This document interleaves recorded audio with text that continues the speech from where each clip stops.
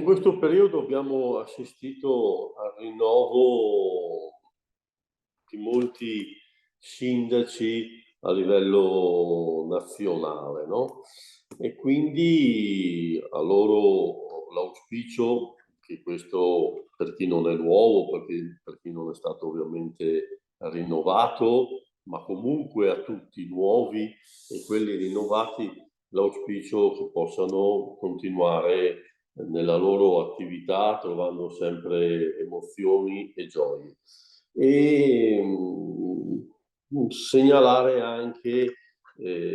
questa opportunità che ci viene data dal nuovo codice degli appalti relativamente all'opportunità proprio di appaltare. Si sa che la finalità proprio del nuovo codice degli appalti è quello della semplificazione, quello dell'accelerazione delle procedure, l'opportunità di fare affidamenti diretti per importi che prima non erano fino a 150.000 euro, adesso sono a 500.000 euro e comunque fino alla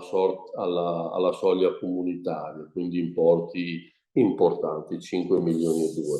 Questo ovviamente in un rapporto di fiducia, che è un altro concetto sottolineato nel codice degli appalti, un rapporto di fiducia tra quello che è l'imprenditoria e quello che è la pubblica amministrazione, per far sì che le opere possano essere tenute all'interno di un circuito e di un raggio d'azione relativamente grande, per dare l'opportunità alle imprese del posto di lavorare sul posto. Non è sicuramente piacevole per un imprenditore locale vedere ditte che vengono dalla Puglia, dalla Sicilia a lavorare nel nostro territorio. Niente contro di loro, anzi, lavori anche eseguiti con qualità, puntualità, però insomma vedere che un lavoro a Rovigo venga eseguito da una brava ditta di Napoli, quando noi a Napoli non riusciamo ad andarci, insomma dispiace anche, ecco, quindi un'attenzione, perché poi tutto sommato queste aziende locali sono anche quelle che creano l'economia locale,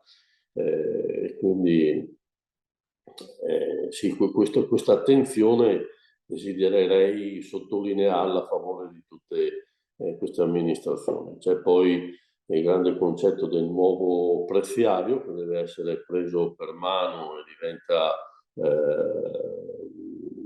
tassativo nel suo utilizzo, e quindi un preziario che dà l'opportunità di lavorare con tranquillità in un rapporto amministrazione-imprese, quando fino a qualche tempo fa, a causa proprio di prezzi particolarmente bassi, a volte era indispensabile creare delle prelizie supplettive, degli NP, delle varianti, che creano sempre un po' di difficoltà, non tanto di rapporti quanto poi di esecuzione delle opere nei tempi prestabiliti. Quindi ecco, un auspicio che tutte queste attenzioni vengano usate nei confronti di un settore edile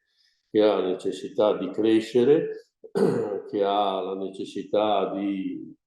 eseguire le opere con tranquillità nel rispetto di quelli che sono gli utili che devono giustamente avere le imprese, perché poi penso che la volontà comunque unica sia al di là delle imprese esecutrici e delle stazioni appaltanti, sia comune, e sta proprio nel fatto di eseguire bene le opere con dei costi certi e puntuali per dare quel giusto servizio che il committente richiede.